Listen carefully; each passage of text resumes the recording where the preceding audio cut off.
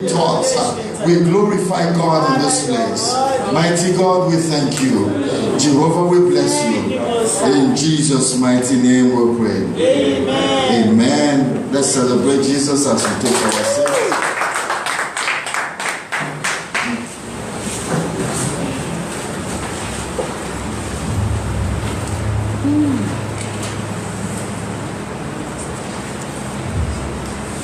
Tonight, I want to talk, so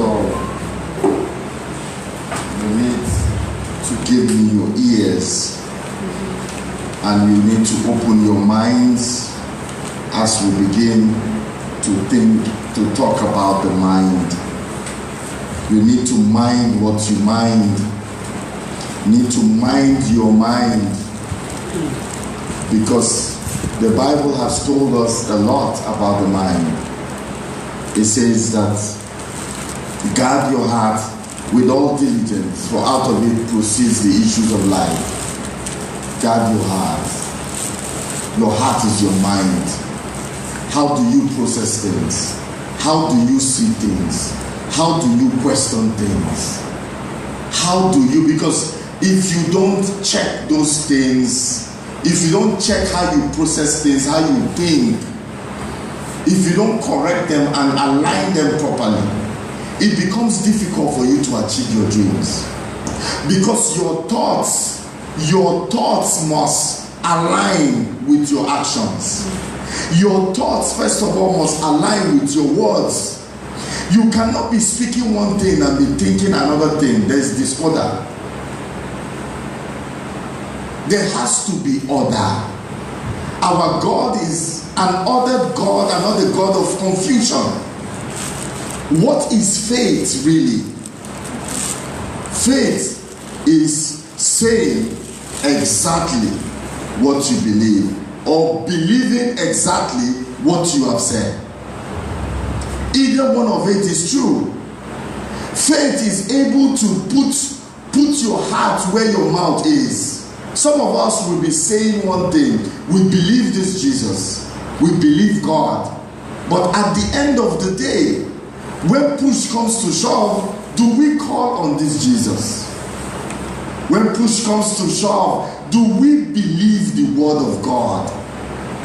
Because if this word of God, you've not gotten to a point that you have processed this word of God in your mind, it is very difficult for it to work for you. Hebrews chapter 5 said that the same words that was said to us was said to them, but it did not profit them because it did not add faith to it. They did not add faith, so they believe the word, they believe in God, but they are not ready to add faith. And their faith is what? Faith is teaching your mind. Faith is instructing and teaching your mind on how to live, how to achieve that thing that you want. So your mind is the basic tool that you have to survive. The seed of greatness that God has given to you is in your mind.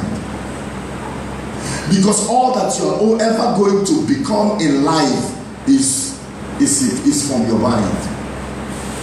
Some of us, do you know that if you don't get to the point that you ask questions about your faith, if you do not ask questions about your faith, if I see a Christian that has not questioned this our Christian faith, then it means that you have not started this journey. Because if you are not able to interrogate this faith and see this word and see whether this word works, you will not be able to make this word, the word of God, to work for you. Because it's in the mind that you believe. And once you believe, everything will begin to work in your favor. The power to alter your destiny, the power to alter your vision, your life and your destiny, it lies in your mind. The greatest tool that you have is your mind. And once you begin to think according to the will of God, or once you begin to think concerning one thing, you realize that the opportunity for that thing to come to pass will become. We understand the laws of attraction, but we do not understand that that same law of attraction applies even to our minds.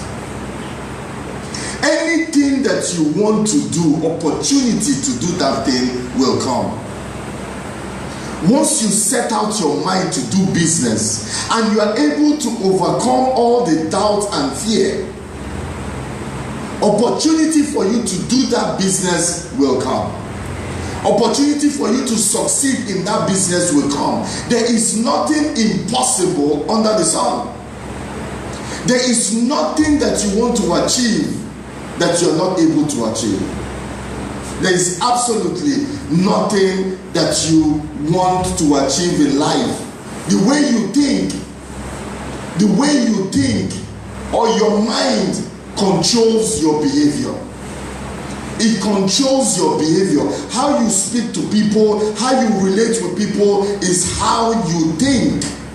Do you know that if you have a very low esteem, for instance, you have a very low esteem, you will think that everybody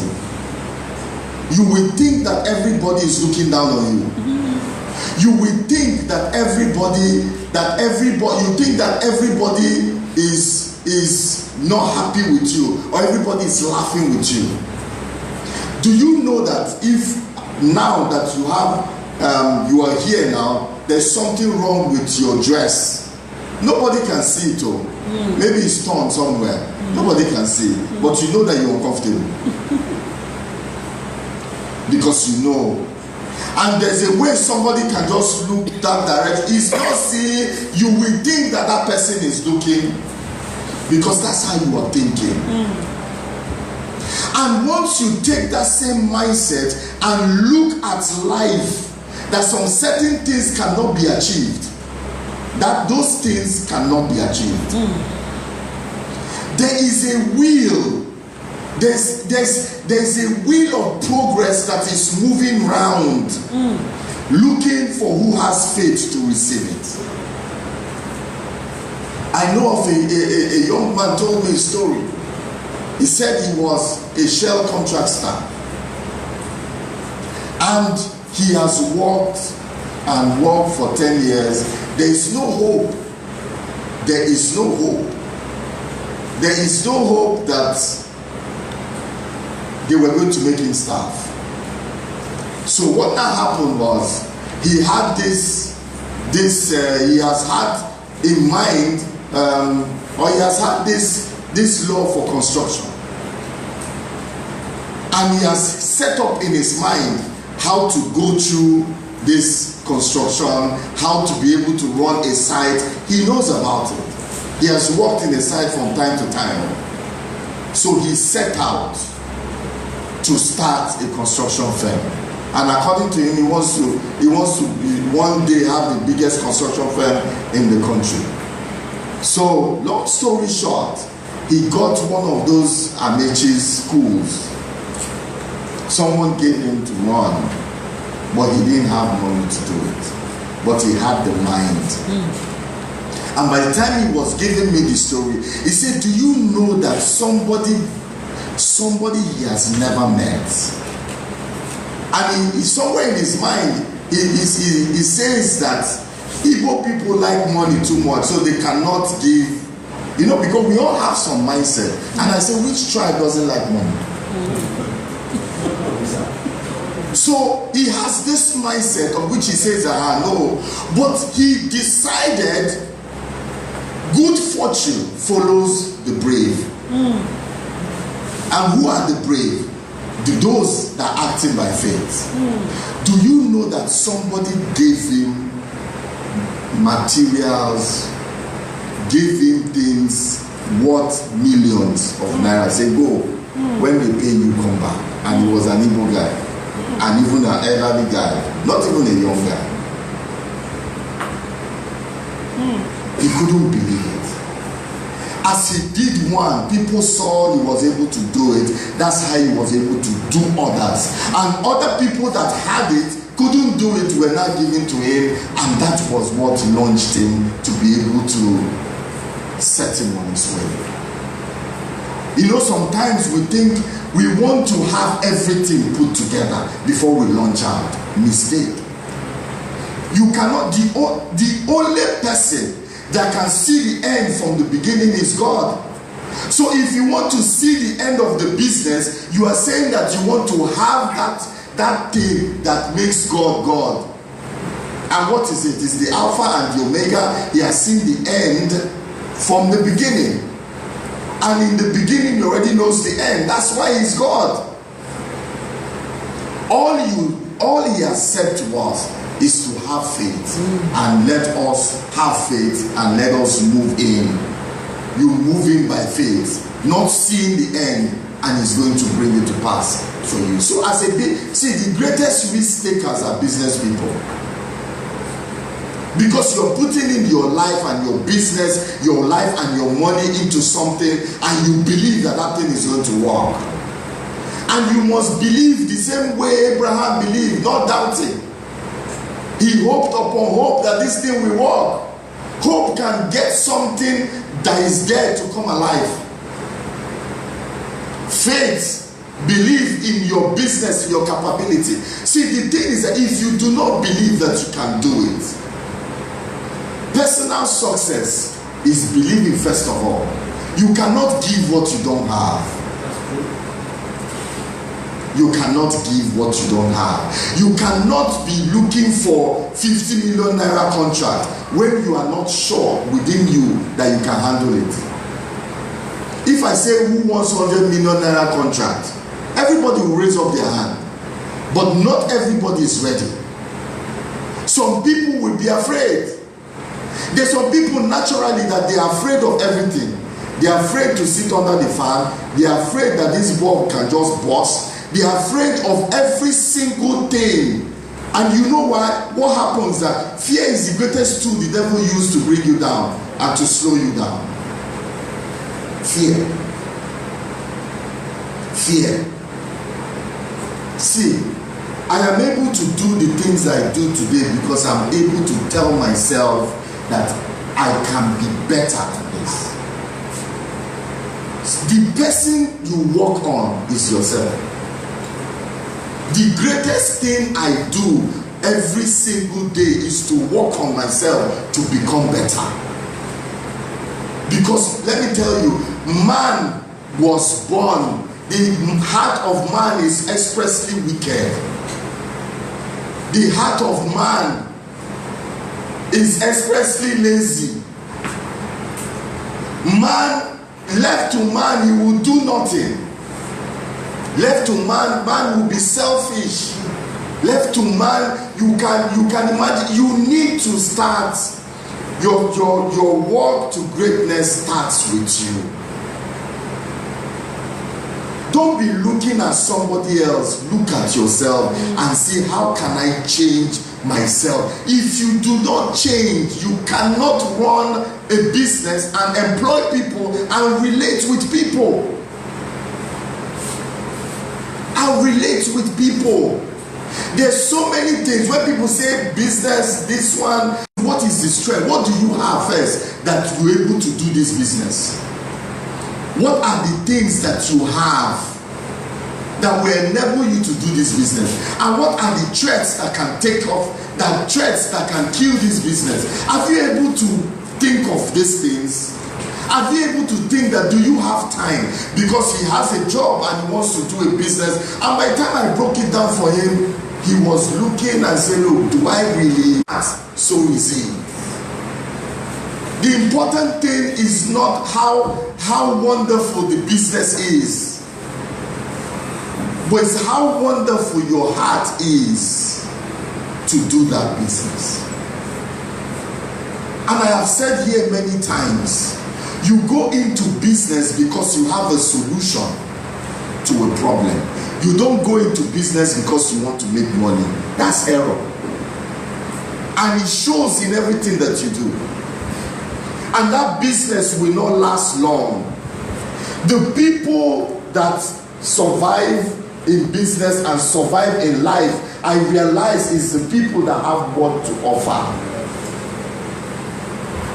In life, whether in your family, you will look at and realize that you're telling yourself, laying of hands is a lifetime thing. The walk of faith is a lifetime thing. An association that I belong, I got there. And we sat down, we were holding meeting. Then I realized that one person there, there's something in the spirit. There's something in the spirit between me and this person. I just don't get it when he's around. And because I was around, I was the first person. Some people came after me. He called them to his office differently. I already knew that there's something. I said, I didn't come here to waste my time. I didn't come here to waste my time. And as they left, see, you need to know, as they left, and I started saying that, as they left, I just said a prayer for 1 minute. I said, Lord, I didn't come here to waste my time. I know the value that you have put inside of me. I am fearfully and wonderfully made. I know what I carry. I carry you on my inside. I'm made in your image and your likeness to be like you on earth. That whatever conspiracy today, I scatter it in the name of Jesus. Whatever is going to happen, not up to 5 minutes, they call me that I should come. Hallelujah. Hallelujah. You are the son of the king. Yes, yes. The daughter of the king. Yes, yes, yes. If you choose to continue to walk and the servants are riding on horseback, that will be your portion. But if you take authority, see, when you start doing these things, it looks as if it does not work. And the devil will say, waiting, is it today? We see people that pray more than you. But it's not about prayer. It's not the kingdom of God is not in the multitude of words, but in the demonstration of power. Yes. That's what the Bible says. So your faith work is to believe I can do it. I told you, do you know that the first time I went to speak, the first time I went to speak, I was so jittery, my tongue was tight. I told you, you have rehearsed how to speak. See my wife here, she was praying for me throughout when I was speaking. This one I just throw down and speak to you. Do you know the resistance that I had to do this work? Anywhere you have resistance, know that that's your place of destiny. If Satan is resisting you in terms of finances, know that you are called to be a burden bearer in the kingdom of God. But are you going to accept every day of my life I break bread? Every day of my life. If you ask me, the secret of my success is the secret of perseverance, not to give up. And sometimes I say I have the desire, I say I have the right to exist and exist well. You need to take the scriptures and take it back to Satan. Satan, you came to steal, kill, destroy. But this is what Jesus said. This is what Jesus said. He came to give me life so that I will have abundance. So I am supposed to live a life of abundance. And as soon as you say those things, things will begin to happen. If I am broke and I need money for the work of God, I will take scripture as I am led. And I will make those demands. And somebody will just credit one thing or do one thing. There is something. What I'm saying to you is all about the mind. Don't give up on this God. Don't give up on him because it's not working for you yet. It's not working for you yet because you have not been able to exercise your mind. Hebrews 5. You've not been able to exercise your mind to walk. You've not been able to exercise your mind to walk with the word of God. So it looks as if it's not working for you, but it will work for you. I was praying one day and I heard, by which authority are you making this declaration?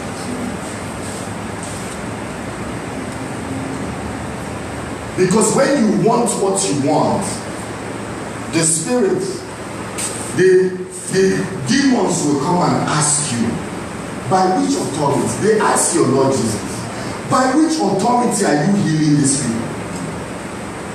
One thing is to make declaration. Another thing is to know the power. To know who your Father is and to know who your God is. So a lady was talking today. We were talking with my colleagues, and she said, look, she was trying to say, look, a lady lost the wife, the husband, and as we were talking, I said, that woman is a powerful woman. He said, look, she said, I'm a woman, that a woman is as powerful as the man that is backing her, and that the man is dead. I said, but the woman, he said, look, that you are as powerful as your covering.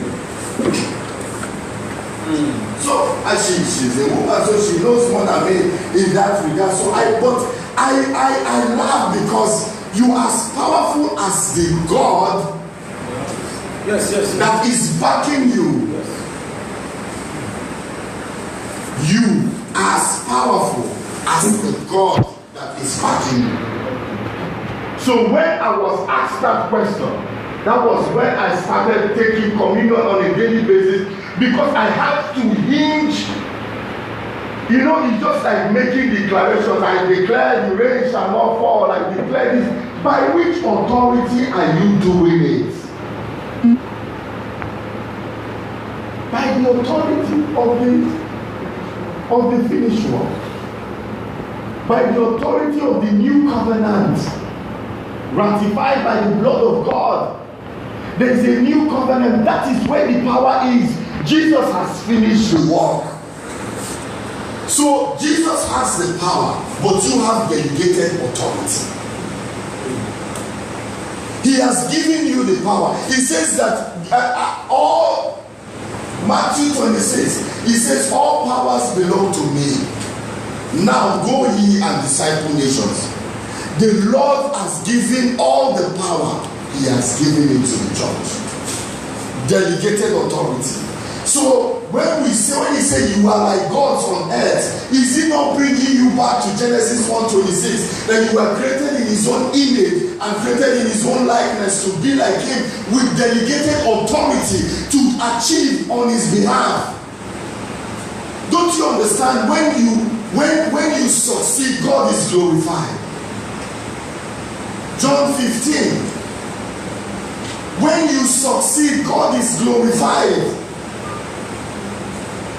Your faith walk is a walk. Is a daily walk of trying. I tell young men and young women, don't give up.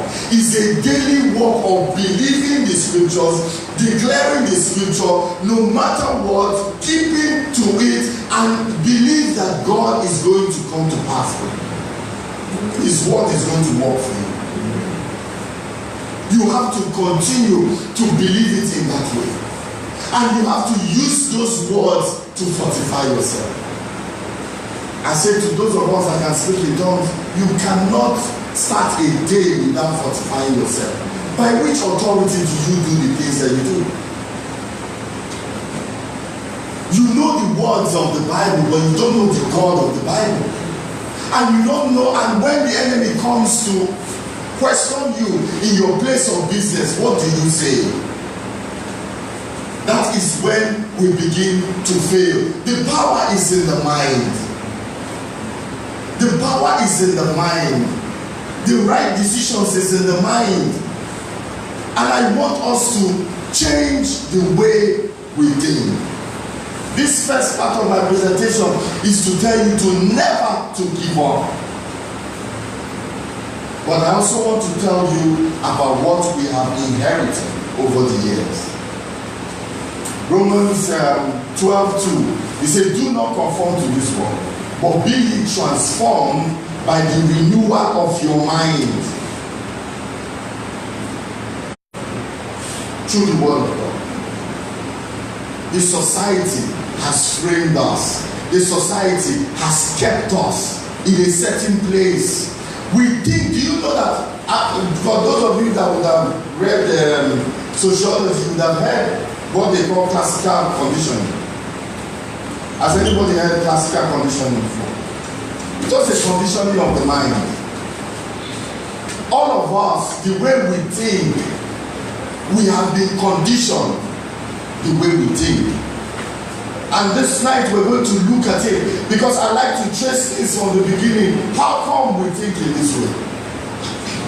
Have you noticed that our university system teaches us how to become employees, not businessmen? Yes. I went to doing my MBA in a big university in this country. We were taught in MBA class, all that the professors were talking was how we can position for top management jobs. There was no professor that taught us about entrepreneurship. Not even to teach us entrepreneurship directly, to even be mentioning it. Nobody. Even the ones that were working, even the ones that were in business. I know one that used to come with his car and he would sell clothes from his. After that, he works in Shell today. He went to get a job when he was already started out on that entrepreneurship job or entrepreneurship journey. It's because of the way we have been conditioned. How about our children? How do we condition them to think? Some of the things that we do, before you tell your children to live in a certain way, before you tell them this thing is wrong, I need you to process it. You know that today, when I'm sitting down and my children, and they will jump past my leg and walk past, I will just laugh. How many of you could walk past your parents' leg like that? Can you even walk past your senior like that? It's abomination. From where I come from, it's abomination that your father is saying you come and cross him. How? But what does it mean? Some of the things we allow, what does it mean? Let your children not start looking at you as if you're not a very intelligent person. Because we're in an age of information. And the children look at you, they want to hear why is that, and they will ask you. Some of us, our children will ask us questions, we don't know, say, come on, shut up. Anything that you cannot defend, because these children are formed in that way. Children are formed in that way. There was a day I noticed that one of my sons, when he wants to, because children of these days, they don't like to greet. Children don't like to do what is right. I don't know why. Even if they know it, you have to continue to tell them. How can you just be, you are with your child, a visitor comes, they will not greet. What type of embarrassment? So before they come, I'm warning, if you don't greet, I will break your head. You understand? I say, they know what to do, but they won't do it. They will get up. They know you will shout that they didn't dress their bed, but they will leave it. They will leave it. But I noticed that in bit of how many years of saying if you don't greet him, I notice now that if he wants to greet, he will not bend. If he will not look at the person, he will not bend. And I say, come. Greeting doesn't mean that you have to be afraid. I say, greet. I did not say begin to worship or fear. Because if you don't correct these things, they will take it to the extreme. Yes. You are the one that is the adult to be able to balance things. And what does your spirit? Go by the spirit. We are to live. The just shall live by faith and not by sight.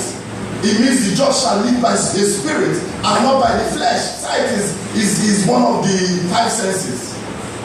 So you need to be able to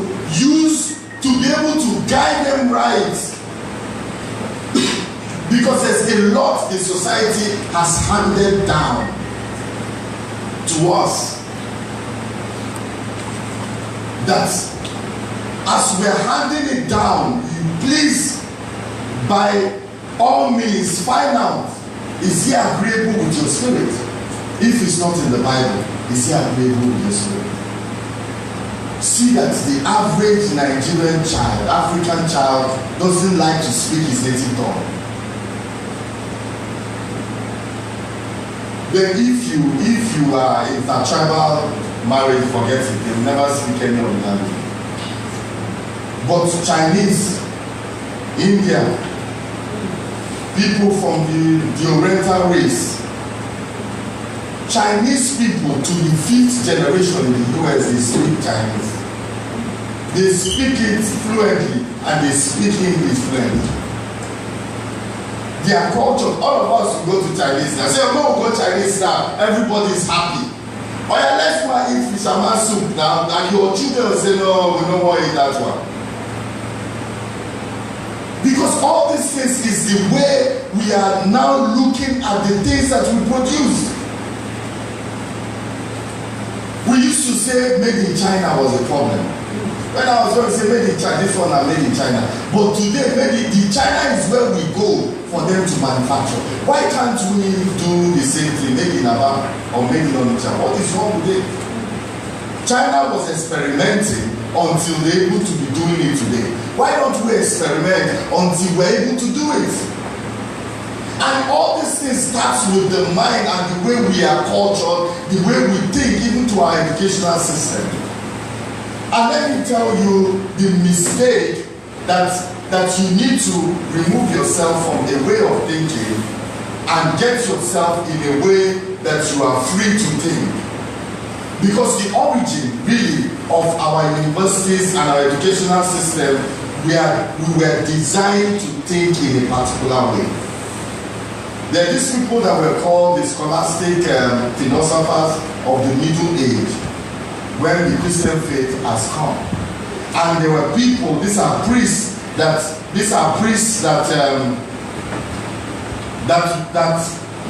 when the Bible was written, some of them are the ones that translated the Bible. There are these scholars at that time, and what they did was that they did not want the Bible or begin to say or raise another religion.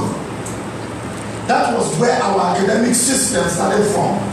Because the universities, the top universities in Europe and in America, the ones they call Ivy League school, were all universities of priests. I'm sure most of us know that.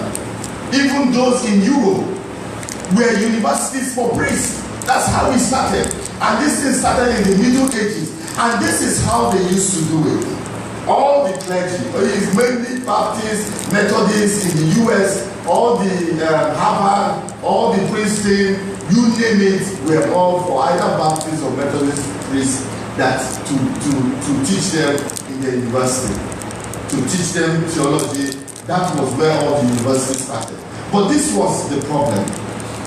Now, they will get the doctrine. For you to go through that university, it has to be 14 years. 14 years. And in that university, you go every morning, and for 14 years, you listen to the word of God. Every day, they are speaking the word of God. Every day, continuously. And what was their major objective? Was to protect. Their major objective at that time was to protect the doctrine. Let it not be adulterated or watered down in any way. So they now, when you listen, you will form argument. You will form argument.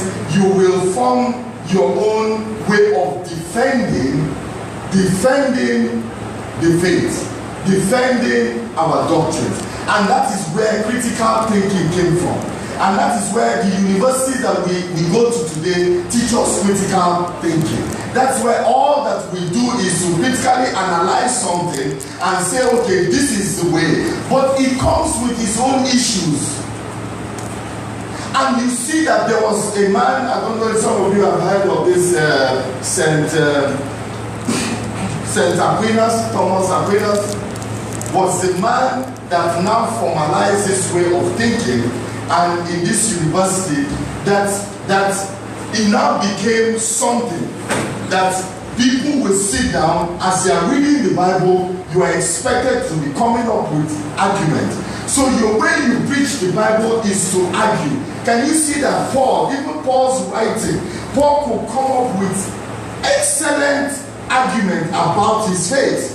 He was critically interrogating those things that had to do with our faith. So no heresy can come, nobody can come and say this or that. But what we have over the years in the universities is that we have promoted one way of thinking. And what is that way of thinking? Critical thinking. It doesn't have any problem. It has its own advantages, but it also has its own disadvantages. And the reason why it has its own disadvantages is because it does not promote creative thinking. It doesn't promote constructive thinking. And so we have stopped at one particular way. Just like I keep saying that we are stopped. The church in Africa is stopped between crossing the First Sea and River Jordan. We need to cross it to begin to enter. So we are stuck in one particular way of thinking. And what does this critical thinking do to us? It tells us that this thing is wrong. And we realize that now, because this thing is wrong, it means that this thing is right. Because Christianity is right, it means that all other religions are wrong. Because this political party is right, it means that this other is wrong. So you find out all through the years, we only have two ways of thinking, is either is right or wrong. And there was a man that came up with, there's a book, for those of you that want to read, there's a book that will change your mindset. It's called Future Positive by Edward de Bono. Please read that book, and it will change your mindset of how you critically think things, how you look at life, how you position yourself. You need to understand, how did we come to where we are today? How are we able to do the things that we're doing? How are we able to do the things that we're doing? It has to do with arguments, it has to do with dispute, that this thing we're doing is not right. But we have come of age now that whatever you think, if you cannot prove it to yourself, you cannot prove it to another person. Miracles, are they real? If you cannot prove it to yourself, you can't prove it to another person. Is the Holy Spirit functional? Can you feel it? Have you ever heard maybe someone say, people hear from God? How many people here don't hear from God? Is there anybody of Christ? Chinese people have become technologically advanced. But because they did not question everything, they did not question those things that they see. If you don't question the things that you see and you know, you become stagnant. Critical thinking will show you that this thing is not right. But critical thinking does not take you to the point of improving. And so you see that, how about critics? Sports critics, health critics. When they criticize, do you see them criticize, say anything good about it? Who says that a critic must be saying something bad? So you see that a critic only has eye to discover what is not right. And let me tell you, when you keep looking for what is bad, you will keep seeing what is bad. Because a bad person will keep seeing what is bad. A good person will see something that is good. So critics, no matter how you perform, they will say, but this one. So now I ask you, you do a product, and out of that product, it has 10% fault. But this is the argument of the critic. The critic says that because this 10% is part of the whole, it means that the whole itself has fault. So what means that let us push it aside? Do you know that every invention we have ever had was critically analyzed and said it's impossible? Check every inventor from Galileo down. Every time you say, when the Wright brother says that we can fly, everybody laugh and say it's not possible. That nobody can defy the law of gravity. Even in your family, you tell them that you want to make it, they will tell you no, it's not possible. It's not your time. Joseph told all products of critical thinking to be able to see the bad. And we see some people pride themselves, say, I have keen eyes for observation. So you are always, and you pride yourself and say, I have keen eyes. So I notice, no, I can't do this. But you are not noticing that there is a 90% that is good. Only 10%. Only 10%. I remember one time, when we were very young in school, not in school, in church, in our early 20s. There was a guy who thought he was going to marry one lady who was dying for him, saying he likes her nose too big. She was new in the church. So he said the nose is big. And people say, which one is your own nose? Is this small? The thing was that out of everything, and the problem was that he really liked that girl, but he just felt that, in Lagos sometimes we overdo it. Let's take it to make it. Everybody is trying to live a certain kind of lifestyle. So he now said, no. How can I go out with this type of person and they say your wife's nose is big? No, it doesn't suit my. 2 years down the line, the lady married. By the time they came for the wedding, we were protocol. By the time they came for the wedding, and he realized whose daughter that person was, the guy he couldn't eat for 2 weeks. He said, I will take the nose like that. No, till I left Lagos, the guy was still complaining every day. Nobody knows. Surgery, now he was even telling one we were joking, he said surgery can correct it with that kind of money. And that is the way we are. Critical thinking looks at it from only one perspective. I was talking to two brothers concerning our state. And one was for this power block, and one was for this power block. And I was telling them, you guys are Rivers guys. You cannot continue to watch this happen. It's not about who is right. It's not about who is claiming, who is not claiming. There is also one way, because when I looked at them, two of them were critically analyzing, and two of them were right in their own eyes. And two of them are ready to continue till next week, holding on to what they hold on. But I have seen in this life, there is more than two ways of looking at things. It's not only white and black. People say, look, I can do business, but the things that make you fail in business are little things. Your negotiation skill, your friendliness, the way you talk to people, the way you respond. Your elevation in life is based more on wisdom than being able to have a good product or offer a good service. There are little things that bring you down. Being able to observe and know what is happening, what is wrong. being able to carefully interpret things that are happening in your state and how to latch in on it. Succeeding in life is small things, it's never the big things. So if you have a mindset that is either left or right, or is either this or that, you see that you limit yourself. You limit what you can achieve. I tell people, never close that door. Never close any door except the person has committed unpardonable sin. Even in the Bible, the blood of Jesus can wash everything, apart from one. Who can tell me that? Satan. Huh? Yes.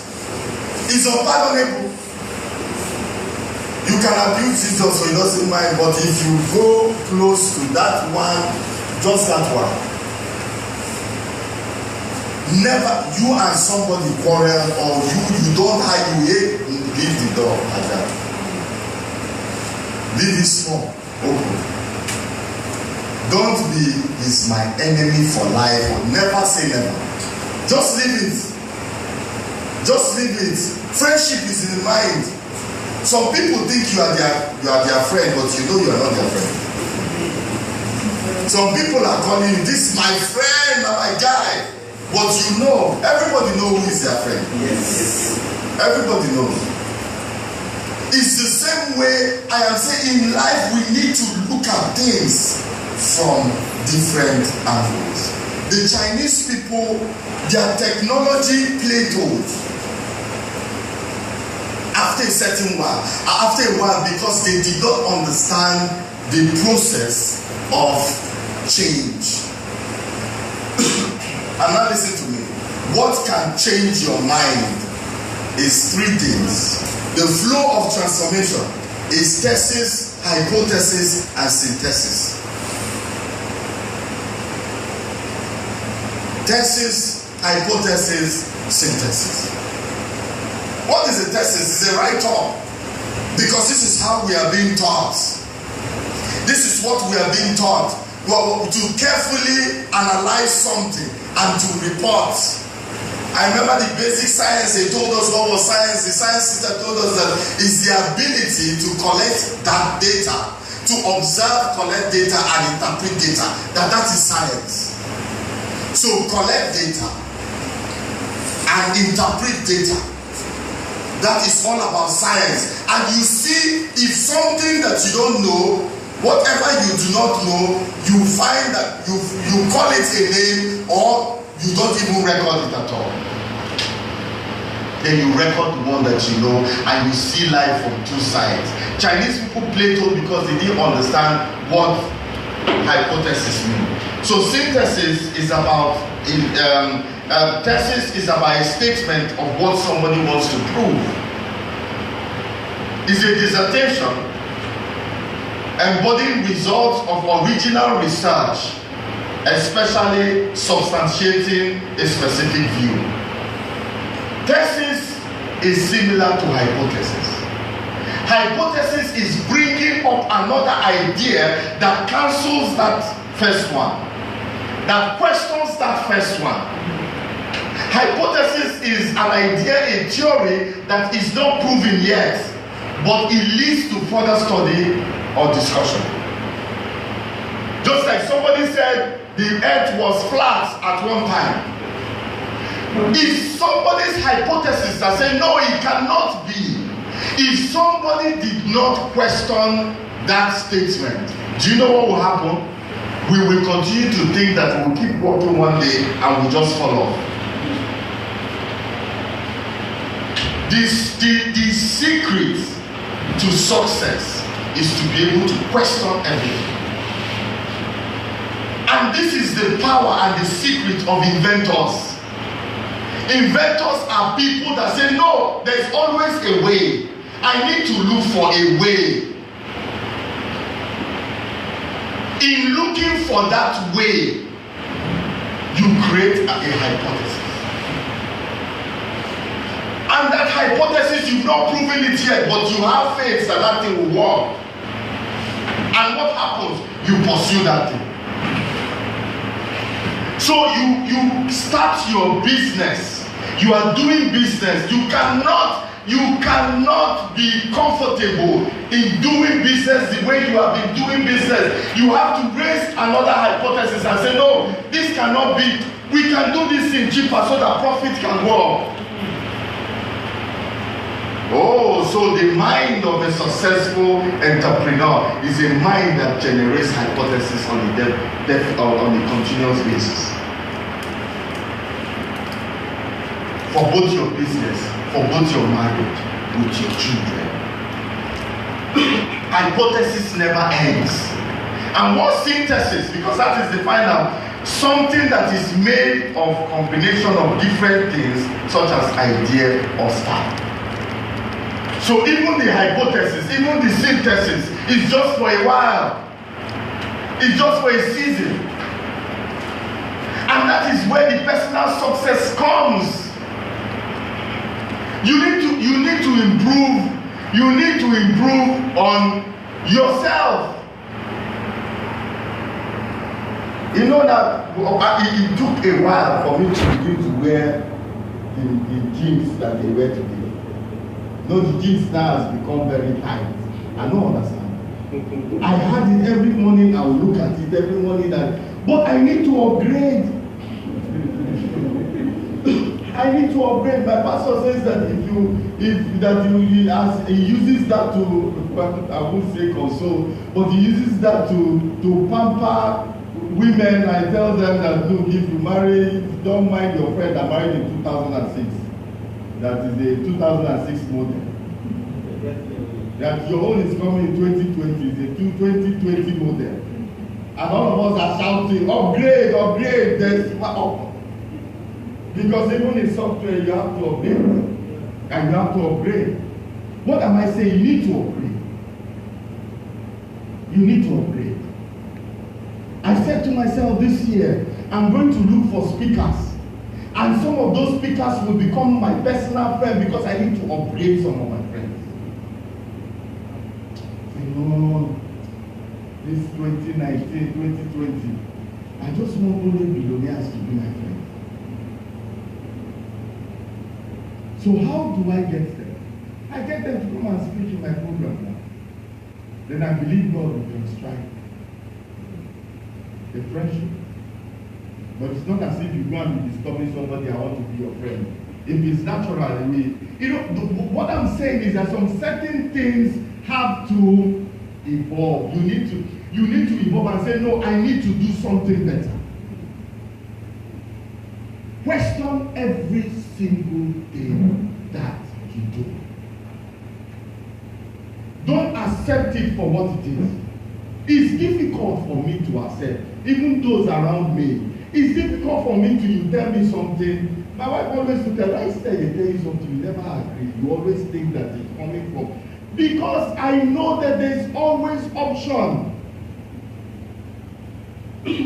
When I came to Port Harcourt, I came to Port Harcourt, me and my friend, we had to go and buy television. First of all, he collected his salary, went to buy television, DVD at that time, and I waited because I said, I don't want this type of cheap DVD you want to buy. So I said, let me save a while. So when I went there, I went with him. As I got to, it was, this Dell Electronics, maybe, no, this was like 2002. Anyway, I'll remember it's Grand, something like Grand. So when I went there, I pointed, the lady, they put their price at 90,000, 50,000. So I said, where is the discount? She said, we don't sell this guy. I said, if you can't give me this guy, give me discount of the one that. She said, okay, that this 50, that maybe will give you 80. My friend almost collapsed because he bought his own, because he just saw the good price there. He bought his own, and he was holding his head that they can even give me 10% discount. I told him you are that before the end of the day, that means you will die because I'm going to get more. And I went to the manager's place and I sat down and I started asking myself this thing. I said, do you know this company? He said, yes. I said, but you know we buy everything from here. And I'm the one, I said, I'm the accountant, I'm not the accountant. I told him that I'm the one, if not, I will spoil your deal, that you need to bring down this. I think I got almost 40% discount. So because it's on the shelf doesn't mean that you cannot negotiate. There's nothing that you cannot negotiate. Nothing. Absolutely nothing that you cannot negotiate. If I enter supermarket, I negotiate. Except that thing is not important. There are some things that I will not bother to negotiate now, but if anything, once you start that conversation, once you start, because it's where you think, but I learned it from somewhere. I learned it from my mom.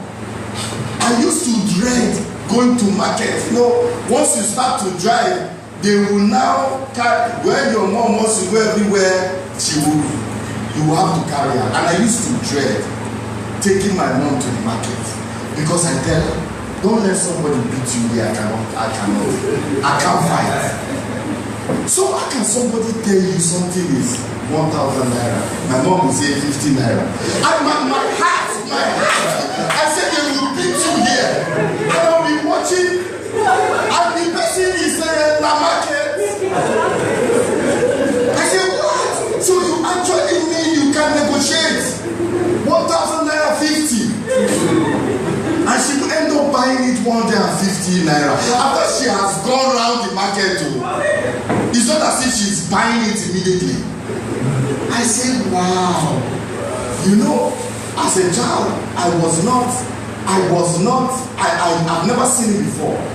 But that is the conditioning that me to have carried, that I believe that everything is negotiable. And the same way she cracks joke with those market people, if I'm discussing with you, I disarm you with jokes first. With friendliness, with warmth. And before you know it, you are selling something to me. And that is also part of the things that I use in my leadership. I'm warm. And all the things that make you come here to listen to me is because I learned it from someone. And you need to, what I'm saying is that each step of the way, whatever it is, you can question it. Question it. Relationships are not working well. Your wife is behaving funny. Your husband is behaving funny.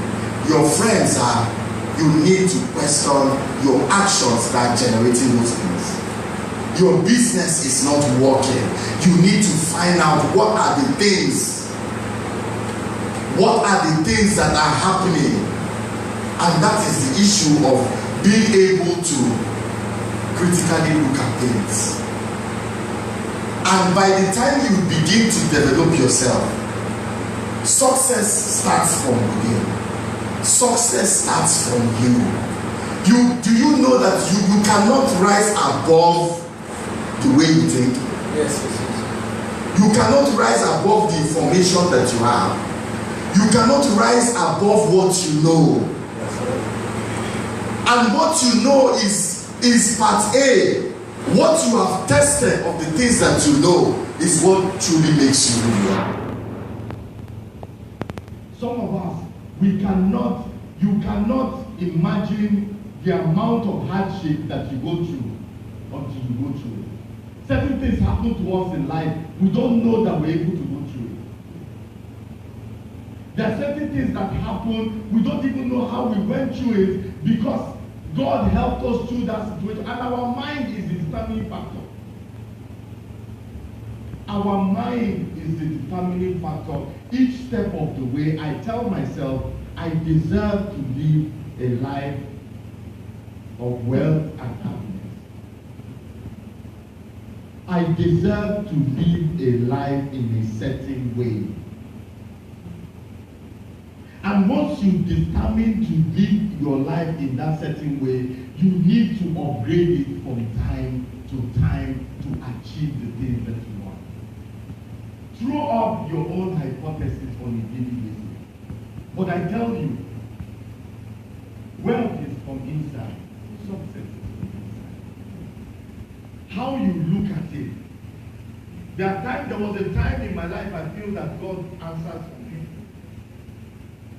Because God actually ignored some people for a while. So that you are able to come out of that thing. You know, if God will only move when things are, sometimes God waits till everything has scattered, He pushed thrown your things, your property from the house, you can't pay rent, you've lost your job, that's when God will show up. So that He will tell you that He can build you afresh from nothing. But you also need to know that this God is real for yourself. Personal growth is starting. Is Jesus real? You need to find out for yourself. Is the Holy Spirit real? Is the God that we serve alive? I have read many books, and every time I read, I see the reference from the Bible. And I laugh because I've been able to experience those things. Have you been able to experience the Holy Spirit? Because if you don't ask yourself those questions and get to that point, it will be difficult for you to know the God of the Bible. It will be difficult for you to be able to succeed kingdom way. Don't be afraid. This might sound like heresy, but don't be afraid to ask God questions. Don't be afraid to say, how does this work? In fact, don't be afraid to say, I don't understand this scripture. Don't be afraid to explore for yourself. Because the Holy Spirit likes people that explore. There are some scriptures there are some stories in the Bible I don't understand. But at a certain point in time, God gives me the message to preach it. There is nothing the Lord cannot break down for you. So at this point, it will be difficult for me to say, I don't know Jesus, He did not work for me. Know Him for yourself is number one. Number two is to believe that you can do it. Once you believe in your mind that you can do it, then you need to look for how do you better yourself? How do you upgrade yourself to be able to achieve that? There's some things prayer can do. There's also things preparation can do. There's some things based on your work. People want to start, I spoke with someone today. You want to start a business, you just have a vague idea about that business. And I had to give him some steps of how do you really go in and research this business so that you don't fail. Once you resolve in your heart that you're able to do this thing and you want to better yourself, those things will come. Personal success starts from within. And all we're going to pray today is for the mind, for God to alter your mind. But you need to know that when you ask God for change, sometimes He will change it in a drastic way. So that you know that after tonight, that you pray and God decides to intervene. Intervene for God can be good, bad, and ugly. But the good thing is that at the end, it will end in praise. Let's stand to our feet. Our time is past the time of the presentation, but let's take our time. And I just want us to speak in tongues and invite the Holy Spirit. Let's invite the one that has the Spirit, the carrier of God's power. Let's invite, if you cannot speak in tongues, just praise Him. Just praise Him. If you cannot speak in tongues, just praise Him in your way. Holy Spirit, we are asking for you to come in tonight. Holy Spirit, we are asking for you to take charge tonight. that we want a radical alteration of our lives. Holy Spirit, we invite you into this place tonight. Holy Spirit, we invite you to take preeminence tonight. Let us warm up ourselves like people that are here to pray. We just have a short time to pray tonight. I just want us to charge ourselves like people that have come to possess their possessions. The enemy has lied to you in many ways, but tonight the Lord is going to address those lies. The Lord is going to address those lies. The Lord is going to speak to those lies. He's going to speak to you tonight. All that you need to succeed is inside of you. He has given you all that pertains to life and godliness. The greatness is already in you. The seed of greatness is already in you. You don't need to be taller to succeed. You don't need to be shorter to succeed. You don't need to change your tribe to succeed. You don't need to be different from what you are today to succeed. All you need is the mind. All you need is strength in your mind. Holy Spirit, we invite you today. Invite you today. We ask you today to come in. We ask you tonight to come in. We ask you tonight to come in. Honde sante la babobobo kasa. Mande la babobobo kasa. Ere le babobobo kasa.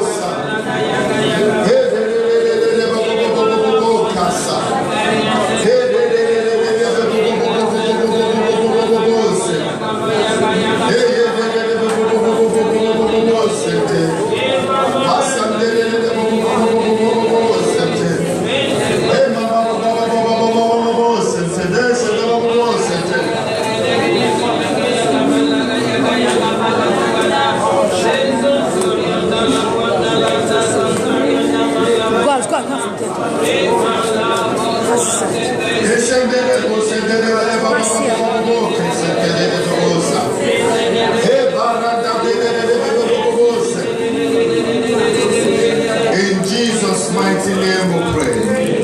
Hebrews 4:12 says, from New Living Translation, for the word of God is alive and powerful. It is sharper than the sharpest two-edged sword, cutting between the soul and the spirit, between the joint and the marrow. He exposes our innermost thoughts and desires. Satan comes and builds strongholds in our minds that make us feel as if we are not able to achieve. When you want to do something, there's a heaviness that comes. It's because there's a stronghold that has formed in your mind. But the word of God, we're using the word of God in Hebrews 4:12. It says it is as sharp as a two-edged sword, cutting both the soul and the spirit, the joint and the marrow. We're asking God to do a surgery in our hearts. Ask the Lord to do a surgery tonight.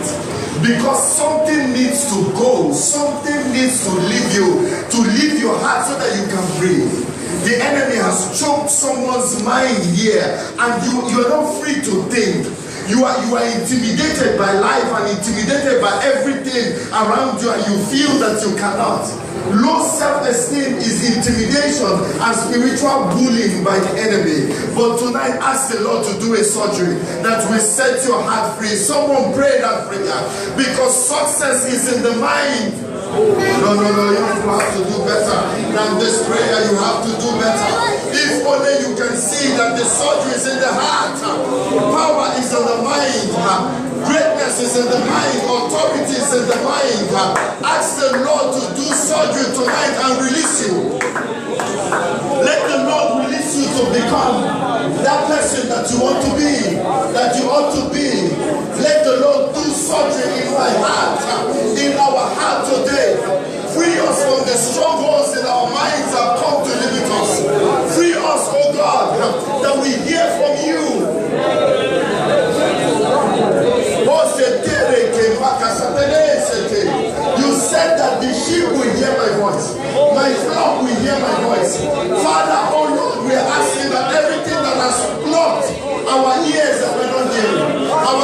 spiritual mind and our spiritual ears.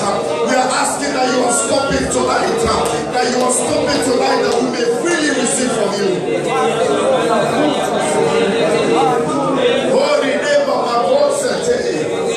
Father, do a surgery in our heart.